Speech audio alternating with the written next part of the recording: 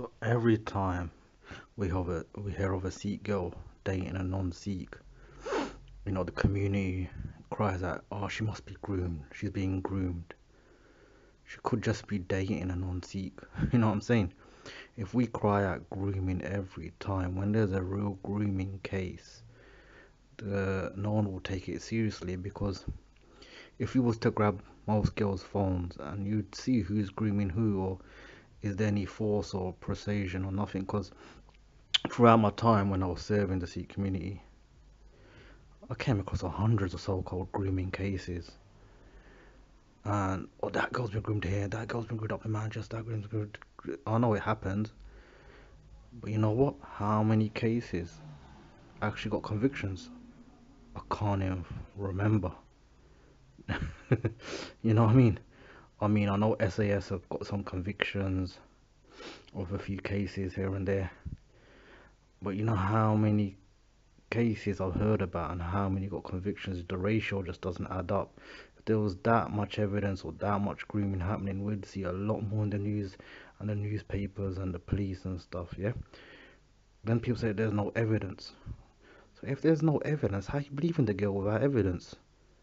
If you think that her parents have found out or cousin brother or nutty Singh brothers found out, you think she's gonna tell you the truth. What our community is in denial about our youngsters, girl and boys, just simply dating non-Sikhs. We're in denial about it. When I was younger and I didn't know about Sikhi, I was attracted to non-Sikhs, but something stopped me from entertaining it because even though I didn't wasn't that religious, I just still knew I just wanted someone from the same tribe, the same culture and the same religion just to make my life easy. And I just wanted kids to carry on, even though I wasn't the most religious person growing up. But when I saw pictures of Good Gorbis Singh, I felt connected. Like I felt, yeah, man, this has got to carry on. Like even though I didn't know much, and that's the thing, not knowing knowledge, innit? The Gurdwara set up, this set up. Things have improved from back when we were younger. You got all these organizations and that doing Sikhi Prachar or whatever. But we have a lot of bad apples in them as well, and they're dangerous to our kid as well. So if we keep jumping on this grooming hype, if there's evidence, diagnose the case, get the evidence, let's get it out there and let's get it to the police, let's get the geezers convicted.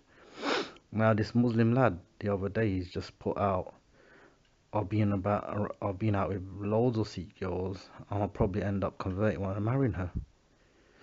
He didn't say I'm kidnapping Sikh girls and I'm raping them or this and that. He's only going out with them because they're entertaining him. And they're not only entertaining him, there'll be loads of girls entertaining loads of guys. When I was growing up, there's loads of Sikh girls going out with non-Sikhs in my school. Out of choice. They were asking the guys out, man. What I mean? Our guys were asking a lot of non-Sikh girls out. It was all happening. We grow up in a multicultural society and youth push religion to the side or they're not educated about religion. What do you think's gonna happen? We're gonna mingle with people outside of school, in school, and then attraction happens. And when that attraction happens, people don't care about religion or this or color or caste or creed.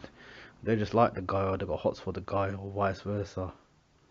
So everyone's up in arms about this guy saying that. People want to do shahidi and stuff. They want to kill him and that just for saying that he's been right out with a lot of Sikh girls.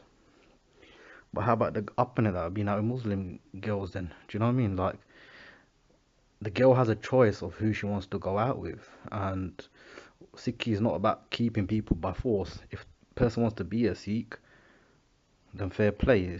We're not like the Taliban or ISIS that if you leave, you're going to get beheaded. And whoever you leave is going to get beheaded. Do you know what I mean? This is the game of love here, man. We don't oppress anybody. If someone leaves, that's their loss, isn't it? If you're into Sikhi, that's your gain, isn't it?